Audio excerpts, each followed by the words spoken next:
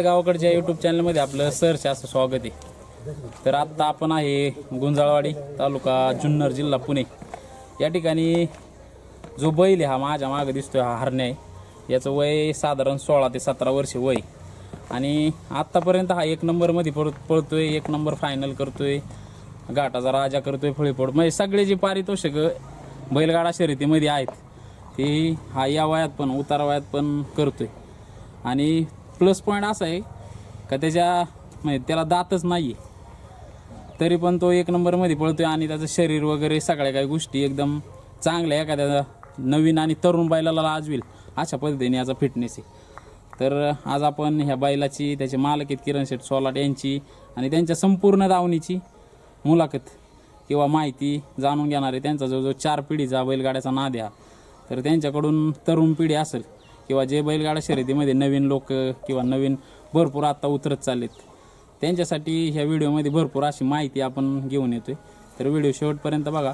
Video आवडल्यास like करा, share करा आणि चॅनलला नवीन असाल तर सबस्क्राईब करा आणि बेल आयकॉन दाबायला विसरू नका। चला तर व्हिडिओला सुरुवात करूया। दादा नमस्कार, तुमचं नाद गावाकडच्या यूट्यूब चॅनलमध्ये सहर्ष असं स्वागत आहे। तर तुमचा परिचय थोडक्यात करून द्या।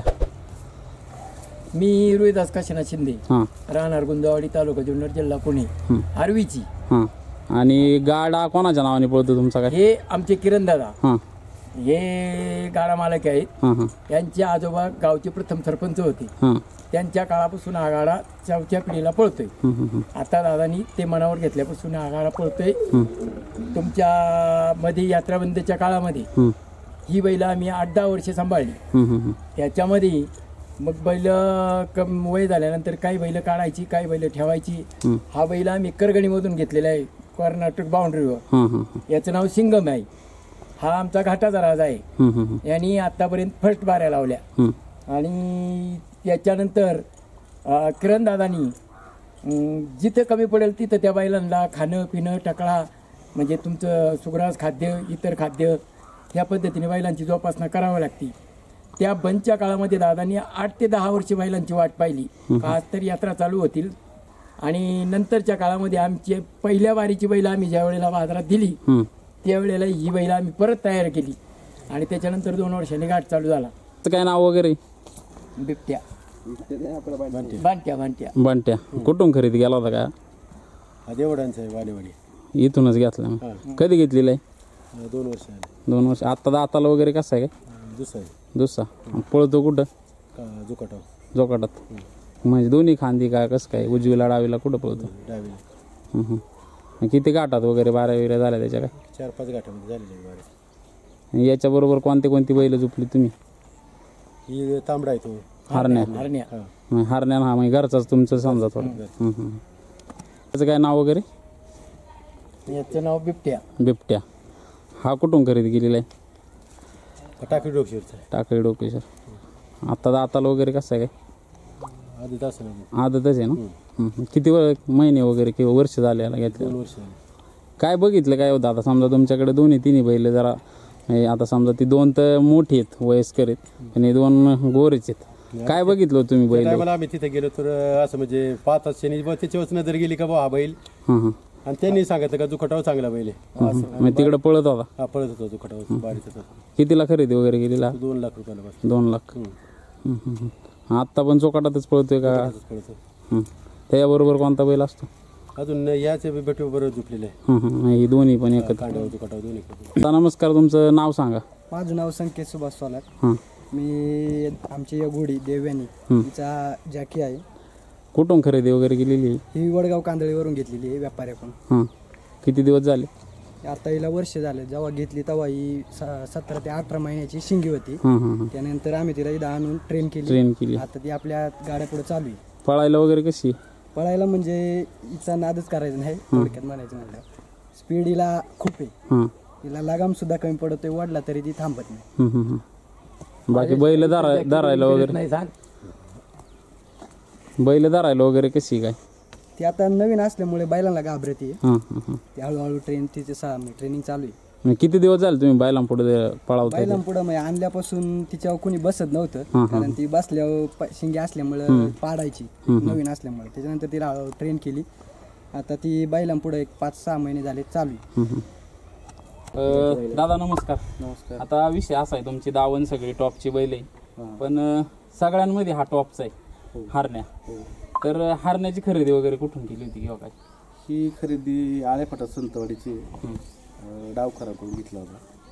किती आता वय वगैरे काय आहे आता? त्याचं वय आता साधारणपणे 15 ते 16 वर्ष. 15-16 वर्षाचं आहे. तर तुम्ही ज्यावेळेस घेतला त्यावेळेस म्हणजे किती वय होतं त्याचं किंवा काय बघून घेतला होता तुम्ही? त्यावेळेस पळत बैल खूप पळायचा आदत होता, बारीक होता थोडा, आणि घेतलेला 15 वर्ष झाली म्हणजे बच्चा होता, लहान होता थोडा. त्यांच्याकडे कुठं पळत होता, कांड्यावरती का मागं पळत होता? मागं पळत त्यांच्या. मागच. काय बघितलं होतं त्यावेळेस घेताना? त्यावेळेस घेताना बैलाच रूप, अंगोठा चांगला होता आणि पळायचं शरीर चांगलं होतं त्यावेळेस. आता बी आहे पण त्यावेळेस वेगळं होतं. आता शेवटी त्यावेळेस तो यंग होता, आता 15-16 वर्ष म्हणजे थोडक्यात 4-5 बैल एवढी जुनी बैल नाही पळत नाही का? तर मग सुरुवात वगैरे तुमच्याकडे कशी होती याची आल्याच्या नंतर? सुरुवात आल्यानंतर म्हणजे थोडक्यात सांगायचं म्हणजे तर ह्याच्या अगोदर 1-2 बैल होती छोटी होती. त्यानंतर हा आल्यानंतर सुरुवात थोडक्यात सांगायचं म्हणजे धोंडू कुंडली सोलाट हे जुने गाडीवाले दादांचे आजोबा, आणि आजोबाच्या नंतर परत सुरुवात झाली. 2 वाजता पहिली छोटी होती, त्यांच्याकडे बारीक होती. नंतर हा घेतला. हा घेतल्यानंतर तिथून पुढं परत गाडा जास्त फॉर्मला आला. हा घेतल्यानंतर बारी पडणे हा विषय राहिला नाही कुठं.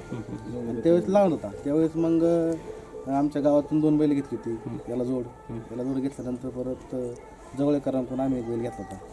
मग त्या बैलाबरोबर यांनी बाबा राक्षीच्या राहिले दिवसभराचा गाडा बोलेरोची म्हणजे थोडक्यात नेमगावची. हा नेमगाव हो. आणि नंतर मग तिथून पुढे गाडा चालूच झाला. तिथून नंतर गाडा किरण किसनराव सोलाट यांच्या नावाने पुढचा राहिला. असं थोडक्यात नाद बराच जुना आहे, म्हणजे किती वर्षापासून किंवा काही नाद आहे? तसं बघायला गेलं तर नाद म्हणजे हा जो 50 वर्षाचा नाद आहे, 50 वर्षाचा पुढचा नाद आहे. यांचे आजोबा जर बोललं धोंडू कुंडलिक सोलाट म्हणजे ह्या गाडा सगळ्यात जुना. त्यावेळेस आपल्याला म्हणजे मला सुद्धा काय आठवत नाही त्यावेळेस त्यांचा नाद हा. असं एवढी दावणीला सगळी टॉपला बैल आहेत समजा. आता ते पण दुकानात पडतात, हा पण दुकानात मध्ये पळतोय आणि हा तर पळतोच. हो. आता किरण सोलाट आणि तर हारण्यामुळेच बहुतेक नवीन पिढीला तरी ह्या बैलामुळेच माहिती गुंजाळवाडीचा एक हार नाही तो पळते. तर काय सांगशाल हारण्याच्या आठवणी वगैरे काय सांगशाल तुम्ही? हरण्याच्या आठवणी म्हणजे अशा आहेत का ज्यावेळेस घेतला त्यानंतर त्यांनी सलग 24 गाठ बारी पहिल्यात केली. सलग 24 गाठ दावडीला गाठा करा त्यावेळेस म्हणजे आता गाडी सुद्धा थोडेफार वाढलेली पण त्यावेळेस मोजकी गाडी होती आणि मोजकी बैल टॉपची होती असं होतं. त्यावेळेस हा गाठा राहिलेला आहे. आणि दावडीचा घाट म्हणजे त्यावेळेस भरपूर मोठी म्हणजे पुणे जिल्ह्यामध्ये अशी यात्रा कुठे भरलीच नव्हती. अशी यात्रा होती ती दावडीची. त्यावेळेस तिथं म्हणजे भरपूर गाड्यांनी सहभाग घेतला होता. हो. यात हा घाटाचा राजा होता. आता त्यावेळेस याच्याबरोबर बैल वगैरे कोणता होता काय? त्यावेळेस जवळकरांकडून घेतलेलं त्याचं नाव हिरा बनकरवाला म्हणून होता. नारायणगावचा बैल होता जवळ. परत आम्ही घेतला होता जवळकरांना. हो. तो तुमच्याकडेच होता, तुम्हीच घेतला होता? हो हो. तर आत्ता ज्यावेळेस बंद होतं म्हणजे 2013-14 बंदी आली त्यातही तुम्ही आता मागाशी बाबांनी सांगितलं की आम्ही त्यात कम बैल सांभाळले. तर कसं म्हणजे त्यावेळेस सांभाळले तुम्ही बैल, तर कसं नियोजन वगैरे काय करीत होते तुम्ही बैलांचं किंवा अपेक्षा काय होत्या तुमच्या? आता अपेक्षा भरपूर होते. त्यावेळेस काय होतं बंद झाल्यामुळं आम्हाला पळवाय कुठं चान्स नव्हता आणि टॉपचं बैल असल्यामुळं पळवायचं कुठं घाट तर भरला पाहिजे. त्यावेळेस भरपूर ठिकाणी आम्ही गेलो त्याला घेऊन. तेव्हा कसं होतं अंधारात जायचं, रात्री जायचं, त्याला झोपायचा. त्याच्यानंतर बंद राहिल्यामुळे बैलाला पावर जास्त वाढली. पावर वाढल्यानंतर मधल्या काळामध्ये झुकलीचा अवमेळ व्हायला लागला. सकाळी सकाळी उठून जायचं, पोरं कमी असायची. असं भरपूर ठिकाणी असं हे झालं. पण बारी व्हायची, बारी नाही होत असं बारी व्हायची त्याच्यावर. हा झोपला का बारी व्हायची. असं त्याच्या स्वभावाबद्दल काय सांगता? कारण घाटात एक नाही का पट्ट्यावाला बोमे भरपूर असे ओळख आहे त्याची. तर त्याचा स्वभाव वगैरे काय काय सांगशाल? स्वभाव तुम्हाला त्याचं थोडक्यात सांगायचं म्हणलं तर घरी हुशार आणि गुणी, आणि घाटात गेलं थोडं थोडक्यात म्हणतो ना पहिल्यांदा समजा आखाड्यामध्ये उतरला तर त्याला जी माती लागल त्याला ते प्रोत्साहन येतं तसं त्याचंही असं घाटात गेल्यावर कोणतंच नाही. आता एवढी जी बैल सांभाळली तुम्ही बंदीत पण सांभाळली, तर ह्यांचं घरी नियोजन वगैरे कोण पाहते किंवा कसं असतं? घरी नियोजन म्हणजे असं असतं का दादांनी सकाळचं बघायचं आणि दिवसभर त्यांचं मुलगा आहे सिद्धेश किरण सोला. कसं असतं नियोजन वगैरे, रतीब वगैरे कसं असतं किंवा टायमिंग त्यांचं? सकाळी यांना 8 वाजता खुराक असतो. हां तिथून पुढे खुराक झालं का मग कडबा बिडवा टाकायचा यांना. मग दुपारचं पाणी बिणी. हां. आणि रतिबामध्ये काय काय देतात काय? रत्तेवामध्ये आपली याची शेंगदाणा पेंट, हे उडीद चुनी आणि डाळ पीठ. आता सगळ्यात महत्वाचा विषय असा आहे तो बाबा एवढे बैल सांभाळायची, तर आत्ता बैलगाडा शर्यत असं झालेली का 1 आणि 2 माणसांची कामं नाही राहिली. तर एक तुमची संघटना म्हणून तुम्ही कसं नियोजन करता एखाद्या घाटावरती जायचं असलं तर? आता कसं होतं संघटना म्हणजे प्रत्येक जणांचं मी पोर वगैरे सांभाळणं एवढं काय सोपं नाही राहिलं. म्हणजे 4 बैल एका जणांनी सांभाळायची, ती परत घाटात घेऊन जायची, एवढं सोपं नाही. संघटना म्हणजे आता आमच्या गावामध्ये भरपूर गाड्यावाले आहेत, भरपूर गाड्या, प्रत्येकाकडे जवळजवळ भरती बैल आहेच. त्याच्यातून काय होतं, तुम्ही माझ्या सहकार्य करता, मी तुम्हाला सहकार्य करतो, अशी भरपूर गोष्ट आमची चालू आहे. दादांची बारी असेल किंवा दुसरं कोणाची बारी असेल, असे दोघं तिघं माणसं वाळतो आपण त्यातून जातो आम्ही. असं किंवा एखाद्या दिवशी माझी असेल किंवा एखाद्या दिवशी दादांची बारी असेल, त्यावेळेस असं मी ॲडजस्टमेंट करून येतो. काय होतं कामाला त्यामुळे पोरांना एवढं जमत नाही, त्यातून वेळात वेळ काढून आम्ही ॲडजस्टमेंट करतोच. असं एवढं 3-4 पिढ्यांचा गाडा आहे, तर तुमच्याकडून तरुण पिढी जी आत्ता बैलगाडा शर्यतीमध्ये आली त्यांना माझं असं मत आहे का भरपूर असं बैलगाडा शर्यतीतलं शिकण्यासारख्या गोष्टी तुमच्याकडून भरपूर अशा मिळतील. तर आत्ता बैलगाडा शर्यत आणि तुमच्या काळातली बैलगाडा शर्यत फरक काय सांगशाल तरुण पिढीला किंवा काय मार्गदर्शन करशाल तुम्ही? आता बैलगाडा हा अतिशय आवडीचा विषय आणि तो देवाच्या नावाने गाडी पळायची पूर्वी. आता आहे ना हे मंत्री संत्री वाढदिवस भरून या यात्रेचा त्यांनी खेळ मांडलाय आणि भलते इनाम ठेवतात. लोक 5-5, 10-10 लाखाची 25 लाखापर्यंत बैल घेऊन त्या घाटामध्ये जातात. तर सर्वसामान्य शेतकऱ्यासाठी हा नाद अवघड झालेला आहे. तरी पण तो त्याची आपली 2 वासरं घेऊन तो जातो, त्याच्या आनंदासाठी तो ते यात्रा करत असतो. आता आमच्या हरण्याबद्दल जर सांगायचं आहे तर हरण्यानी मधल्या बंदच्या काळामध्ये आहे ना त्याला पावर जास्त आली. कुठं पळण्यात आल्यामुळं परत गावातून कोणी की त्याला झुपायलाच मागाणी. आम्ही 1-2 वर्षे बैल बंद ठेवला. नंतर मग किरणदादाचे बाचे आहेत याचे आणि मित्र पडले त्यांचा, या सगळ्यांनी विचार केला का आपण हरण्याला झुपायचं आणि घाटात वारी करायचीच. आणि मग त्यांनी त्या पद्धतीने पाठीमागं वैच्या लाव पट्टा लाव त्या हिशोबाने मग त्याला कसं तरी त्या पद्धतीने झुपणीला घेतला. आज आमचा हरण्या म्हणजे जुन्नर तालुक्याचा विषय नाही, जाईल तिथं पडली तरी भिडती, पडला तरी भिडवतो वारी. थोडक्यात एकट्यात भिडवायची धमक, एकट्यात भिडवण्याची धमक आहे. आता पट्ट्या बिट्ट्याचं नियोजन तुम्ही कसं काय डोक्यात कसं काय आलं तुमच्या पट्टा? तसा झोपूनच देत नव्हता. मग इतरांना लागालाग होणार, मग ते घरच्या पोरांना दुखणे होणार. मग बैल जर झुपतच नाही, कोणीच झुपत नाही, बैल तर पळणार आहे. पूर्वीच्या काळात पळालाच होता, त्याने घाटात बाऱ्या लावल्या होत्या, घाटाचा राजा झाला होता आणि शिवाय फळीपोळ्या असायची. आज दावडीसारख्या मोठ्या घाटामध्ये दादांना प्रथम पुरस्कार मिळाला. त्यावेळेला मग हरण्याला नंतरच्या बंदच्या काळामध्ये हरण्याला जो जोश आला तर कोणीच त्याला झुपानी. मग लागालाग होऊ नये या हिशोबाने मग आम्ही विचार केला आणि नारायणगावचे प्रकाश कबाडी आम्ही बेल्याच्या बाजारात होतो. दादा आम्ही बैलाला कसं झुपलं पाहिजे म्हणले, दादा पट्ट्याचं नियोजन केल्याशिवाय तुझा बैल कुणी झुपणार नाही. पट्टा आणला तरी कोणी झुपायला मागानी. मग किरणदाचा भाचा सगळे 9 पोरं आहेत यांनी डेअरिंग केली आणि त्याला झुपायला सुरुवात केली. सुरुवात वगैरे कशी होती? आता पण आहे ना ते काय म्हणतो आपण का झुपणी असतोपर्यंत तो आपला नाही, म्हणजे इतकी भीती वाटती. पण झुपणी झाली का वारी हायची अशा हिशोबाने मारायला चान्स तुम्हाला हरण्यात येतोय म्हणायचं. हा आमचा आनंद इतका गणात मावणं असा आहे का हरण्या आहे तर नाव आहे. आणि याच्याकरता दादा प्रत्येक वेळेला त्यांचे टाकळा वेगळा या सगळ्याच नियोजन जाग्यावर पुरवते. सगळा खर्च यांचा खर्च ओर आहे. तसं एका मालकाची 4 बैल पाळायची हिंमतच नाही. कुणीही पट्ट्या असेल किती लखपती असतील 4 बैल एकटा पाळत नाही, याचा त्याचा आणि मग ती बारी करतात. ते त्यांचं काम आहे. इनाम त्यांनीच न्यायचा मग त्यावेळेला दुसऱ्या फेरीचा फायनलचा. पण तोपर्यंत दादाचं स्वतःचा पट्ट्या आहेत, स्वतः झोपतो. 4 बैल आहेत, कधी पहिल्यात कधी दुसऱ्यात, असं काही वेळेला झोपणी न झाली तर होत आहे. पण आम्हाला आमचं भूषण आहे का आम्ही आमची 4 पाळून आमची वारी गुंजवाडीचं नाव रोशन करतोय तालुक्यामध्ये. आजकाल सोपं नाही, प्रत्येक जण सावडी. मी तर म्हणतो 4 बैल 4 जणांचे असतात, हा. त्यानंतर तो वाडा पळते. तर आता तरुण पिढीला काय मार्गदर्शन करता तुम्ही? कसा गाडा कसा पळवला पाहिजे? गाडा फक्त यात्रेसाठी पळवला पाहिजे, रोज उठून घाटात नाही गेलं पाहिजे. तरुण पिढीचे आणि हे विनाश होणार आहे. आता लग्नाचे नवरदेव इतके शिल्लक आहेत, ते घाटातच गाडा पळवतात. त्यांना पुढच्या भविष्याची चिंताच नाहीये का आपलं काय होणार. गाडा पळवला म्हणजे प्रपंच झाला असं नाही. गाडा फक्त हा यात्रा उत्सवासाठी, अशा रोजच्या वाढदिवसासाठी याच्यासाठी त्या गाड्यावर कोणत्याच इनामात गाडा पळत नाही. खर्च डबल होतो. खर्च तुमचा इनाम जरी मिळाला तर त्याच्यापेक्षा गाड्याचा खर्च आणि डबल आहे. तेव्हा ह्या नव्या पिढीने एक लक्षात घेतलं पाहिजे, आपले कामधंदे बघून ठराविक यात्रेला गेलं पाहिजे. रोज उठून घाटात जाणं हे आपलं काम नाही, ते फक्त 2 नंबरवाल्यांचं गुंटापतींचं काम आहे. ते आपण नाही काम करायचं. ते बरोबर आहे, तुमचं बरोबर आहे म्हणून. आता मला एक सांगा, आता बक्षिसांचं प्रमाण वाढलं, 2 व्हीलर आली, कुठं लाखात बक्षीस आली. आता काय सांगायचं, आता सफाऱ्या आल्या. तुमच्या आता पर फॉर्च्युनरचा पण चर्चा चालू आहे का? 1 नंबरला फॉर्च्युनर आहे. आता तुमच्या काळात बक्षिसं तेवढी नव्हती आणि गाडा मालकांचं प्रमाण पण कमी होतं. आता गाडा मालकांचं प्रमाण पण वाढले. तर तुमच्या काळात बक्षिसांचं म्हणजे कितीपर्यंत लिमिट असायचं किंवा किती आता जत्रा यात्रा ज्या गावाच्या भरायच्या, बक्षिसं कशी असायची तुमच्या काळात? पूर्वीच्या काळामध्ये माझ्या अगोदरच्या पिढीला फक्त नारळ द्यायचे आणि एक मुंडासा असायचा, मुंडासा त्याला म्हणतो आपण.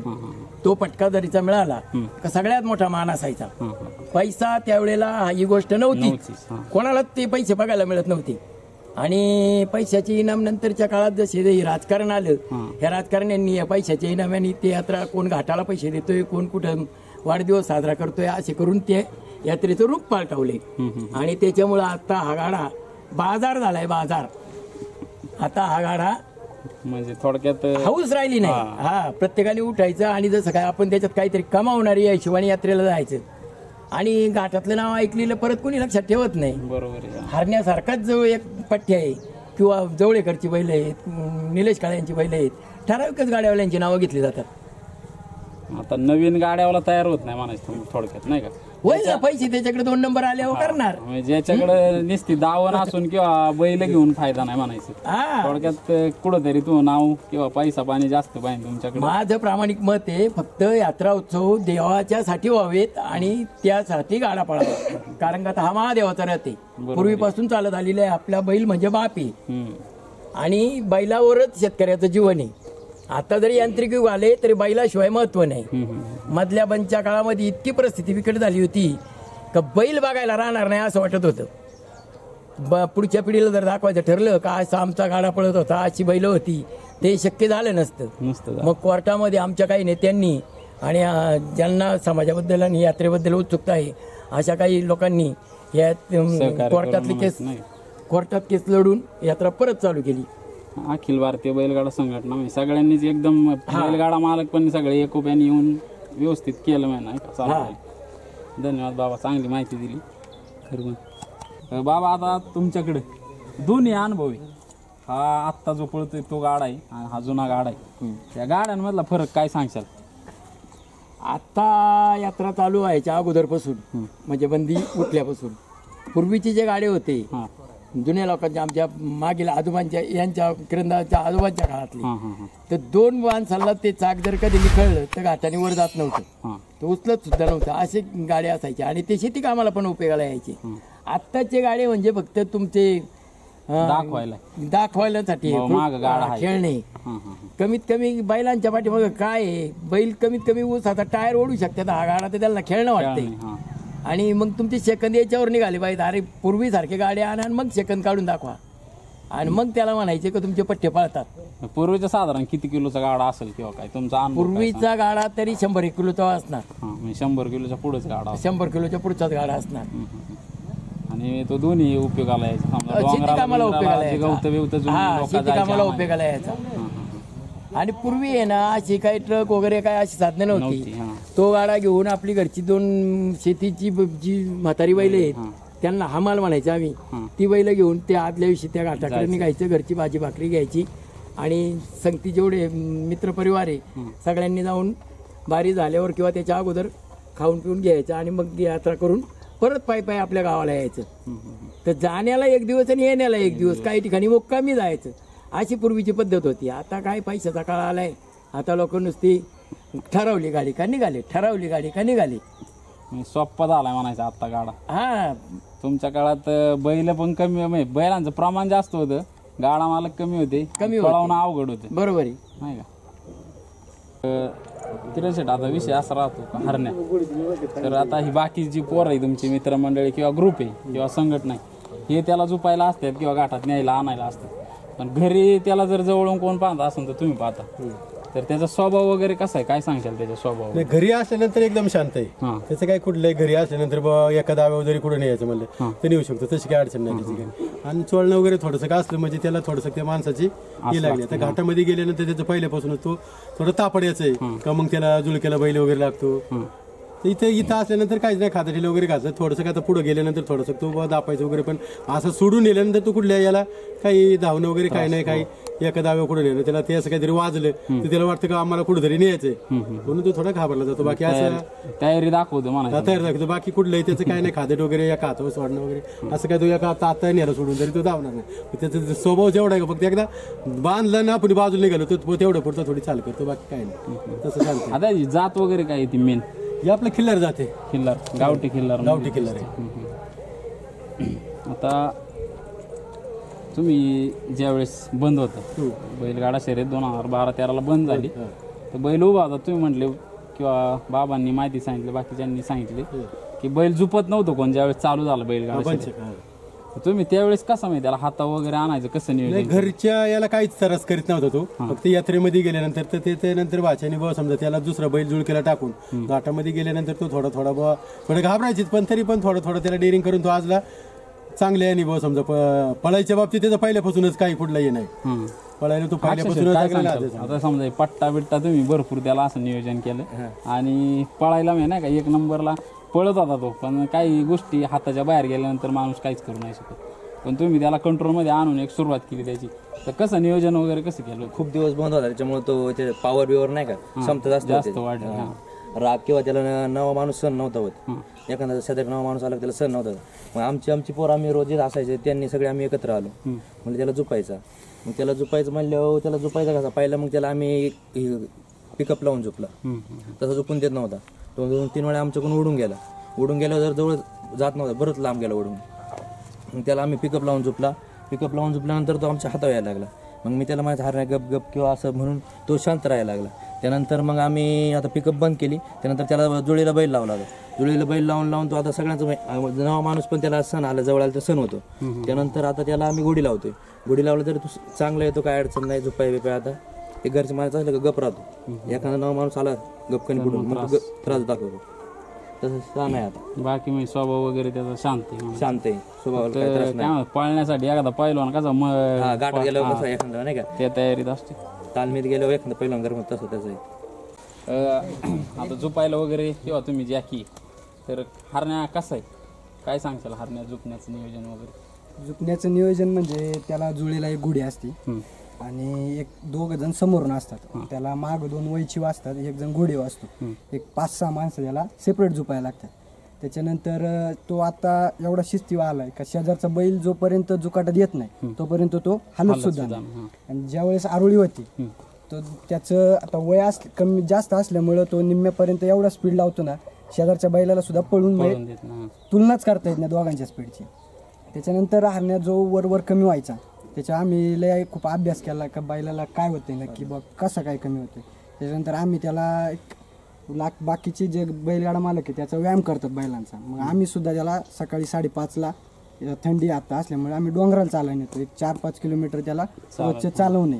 त्याच्यानंतर आल्यावर खुराका अभ्यास केला, त्याच्यात हाडांची कॅल्शियमची कमतरता आहे आता वय करता असल्यामुळे, त्यामुळे त्याला रोजची आता सकाळी 4 अंडी आणि संध्याकाळची 4 अंडी असा एक सेपरेट खुराक आम्ही तयार केलेला आहे. मग त्याच्यामुळे जो बैल वरती निशाणा बशी कमी व्हायचा, आता त्याला एवढं स्पीड वाढलंय का तो निशाण सुद्धा असा मारतो का, कॅमेरात जो व्हिडिओ सुद्धा काढतो का त्याला सुद्धा कळत नाही का व्हिडिओ कॅमेरा निशाणा का धरावा का गड्याला का धावा, एवढं त्याला आता वर सुद्धा स्पीड वाढली.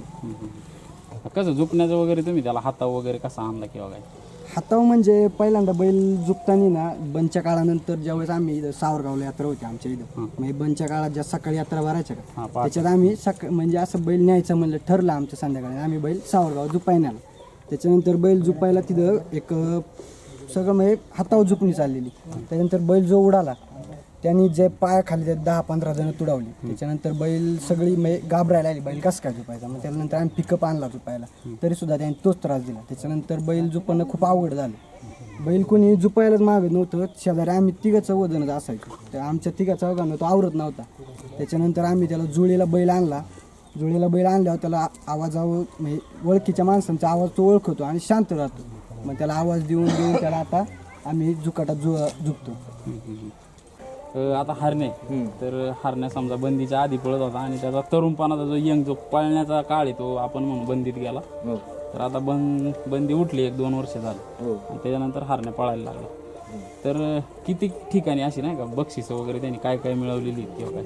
त्याला 3 मोटरसायकली, 4 LCD आणि 2 फ्रीज भेटली. म्हणजे 2 वर्षात नाही आता चालू 1 वर्षात. 1 वर्षात आता इनाम आतापासून चालू झालं नाही गाड्या बिड्या पहिल्या वर्षी तर नव्हतंच काही बक्षीस स्वरूपात होतं सगळं, ट्रॉफी किंवा बक्षीस रोख रक्कम. आता गाड्या बिड्या आले त्या सीझनला. कुठं कुठं भेटलं काय? त्याला कडूस मध्ये 1 नंबर फायनल झाली तिथं पहिल्या दिवसाला. तिथं 1 टू व्हीलर भेटली. त्यानंतर इथं साकुरीत 1 भेटली आणि अजून इकडं खाली याला गेलतो आम्ही पारनेर तिकडे 1 भेटली. असे 3. आता ह्याच्या बरोबर अशी चांगली बैल किंवा नाही का बाबा जिथं जाईल तिथं 1 नंबर मध्ये बारी तुमची होतीच. पण कोणती बैल याच्या बरोबर पळाली आतापर्यंत? याच्याबरोबर खूप मोठाली बैल पळाली आहे. आता संतोष गव्हाणे म्हणून त्यांनी एक फंटी घातला आमच्या गावातला तो आता. त्यानंतर पार्नर किंग म्हणून पाखरे होता, तो पाखरे. आता वाजग्यांचा समीर वाजग्यांचा म्हणून एक ससा आहे तो पळतोय. म्हैसूर म्हैसूर आता आमची त्यांची संघ जुगलबंदी तो पळतोय. आता त्यांचे आमच्या आता 4 गाठ झाले कंटिन्यू. 4 गाठांमध्ये 1 नंबर बारी, 2 नंबर फायनल झालेले आहेत. रक्कम आहे ते सगळे आणि ट्रॉफी भेटले. आता मला एक सांगा, तुम्ही ज्यावेळेस हा बंदीत घेतला त्याच्यानंतर बंदीचा काळ उलटलेला आहे, तर तुमचा गाडा एवढा 4 पिढ्यांचा आहे. तर याच्या आधी पण तुमची भरपूर जणांबरोबर सावड झाली असेल किंवा काय, तर मग कोण आहे भाऊ जुने सावडी वगैरे कोण आहे तुमची काय? जुने सावडी नव्हते आम्ही, जुनी त्या टायमाला स्वतःची आमची 4 बैल होती. म्हणजे घरची 4 होती. मला कधी पहिल्यापासून त्या टायमाला मला सावड कधी आता पोराच्या याच्यामध्ये पोराने ती सावड वगैरे केलेली. मला स्वतःची माझी 4 पाहिजे, मला माझी स्वतःची 4 बैल घेऊन पळायची. म्हणजे मी स्वतःची 4 घेतली, जिथं कमी पडेल तिथं तो बैल घ्यायचा. आता समजा तुमच्याकडे 4 जोकाटीचे, मग कांड्याचं वगैरे नियोजन कसं करता तुम्ही किंवा नाही? कांड्या तर मग कोणचं तरी आपलं बो एखादा याचं करून बो त्याची आता सध्या जुगलबंदीच झालेली आहे सगळी. काय सगळं जुगलबंदीशिवाय गाडा पळतच पळत नाही. आणि त्याच्याशिवाय आता सध्या तर असं आहे का पब्लिक पण नाही. मग त्याच्यामुळे बो आता संघटित घेऊन बो आपले त्याला एक आपला कांडे वाचतो, मग संघटित घेऊन कोणचं तरी आपलं टाकून त्याच्याबरोबर चालतं. थोडं वय झालंय त्याचं 15-16 वर्ष वय.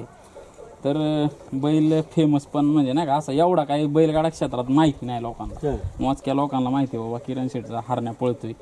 आता त्याने तुम्हाला भरपूर काय दिले 15-16 वर्षात मागच्या, तर अजून काय तुमच्या अपेक्षा वगैरे? अपेक्षा काय आता हाई येतं पहिल्याची जी बारी येते तर पहिल्यापासून होतीची. त्याच्यापेक्षा अपेक्षा काय चांगलं त्याने त्याचं भाऊ सांगला उद्या जरी भाऊ तो समजा नाही पळाला तरी आमचा हरण्या म्हणून त्याच्यावर जीवाचे, म्हणजे हरण्या म्हणून आम्ही त्याचा शेवट आजही मध्ये बंद जरी होती तरी बंदच्या काळामध्ये सांभाळलाय आणि अजून आम्ही त्याला पुढे सांभाळूच. म्हणजे चांगली जेवढी त्याला आम्हाला त्याची सेवा करायची ती लास्टपर्यंत करणारच. आता कसं झालं आमच्यापेक्षा बरीचशी बैल म्हणजे आमच्या आज बैल हरण्याच्या याच्यामध्ये मुखामध्ये जात नाही. आमच्यापेक्षा बरेच लोकांचे बाबा बरीच बैल बाबा याचा घाटामध्ये सत्कार वगैरे. आता ते मोठ्यांचा गरीब जोर घाटात गेला. आजची जी थिरी आजला बाबा घाट कडक धरायचा, मोठा आला का निशाण्यावाल्याला सांगायचं बाबा निशाण्यावाले सावध का त्याने निशाणा टाकायचं, मग ते वशिल्यावर टाकला जातो किंवा काय बुवा जे असेल ते. पण आज आमचं आज पण त्याच्या याच्यामध्ये जात पण कोणची इच्छा नाही का बुवा त्याच लेवलचा हा बैल आहे. पण तो फक्त बुवा मोठ्याचा असला का मग तो हा मोठ्याचा आहे म्हणून त्याचा सत्कार, मग तो गरीबाचा आहे म्हणून सुद्धा त्याचा सत्कार. आमचा आजही पण त्याला जवळ बुवा समजा 16-17 वर्ष झाले घाटामध्ये पळतोय.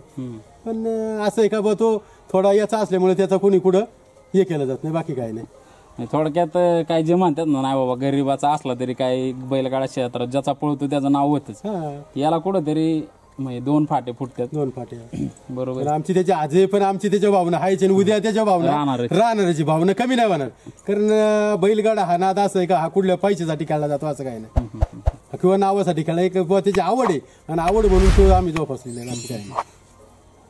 शुभेच्छा दादा तुम्हाला. असंच तुमच्या चॅनलला तुम्ही आले अजून प्रगती तुमची होत राहू, अजून अशा हरण्या तुमच्या दावणीला बनवू आणि इथून पुढे बैलगाडा क्षेत्रात ज्या तुमच्या काय अपेक्षा अजून बाकी राहिल्यात त्या पूर्ण हो अशी शुभेच्छा मी नाथ गावकडच्या युट्यूब चॅनलकडून आपल्याला देतो. तुमच्या नाथ चॅनल आमचा हार्दिक शुभेच्छा. तुम्ही आमच्यापर्यंत आले, आम्हाला वेळ दिला म्हणून तुमच्याला परत लाख लाख शुभेच्छा. धन्यवाद. तर अशा पद्धतीने आपण हरण्या ग्रुप आणि किरणदादा सोलाट यांचा जो हरण्या आहे आणि बाकीची त्यांची दावण वगैरे त्यांची मित्रमंडळी आणि सर्वात महत्त्वाचं म्हणजे जे बाबांनी मार्गदर्शन केले तरुण पिढीने एक त्याच्यातून शिकण्यासारख्या सगळ्या काही गोष्टी आहेत. तर ह्या पद्धतीने आपण त्यांची आज मुलाखत घेतलेली, त्यांच्या दावणीला भेट दिली. तर असेच नवनवीन व्हिडिओ आणि असेच नवनवीन बैलगाडा मालकांच्या मुलाखती आपल्या चॅनलला येत राहणार आहेत. तर चॅनलला नवीन असाल तर सबस्क्राईब करायला विसरू नका आणि बेल आयकॉन दाबायला पण विसरू नका. आणि व्हिडिओ आवडला असेल तर नक्की लाईक करा आणि शेअर पण करा. धन्यवाद.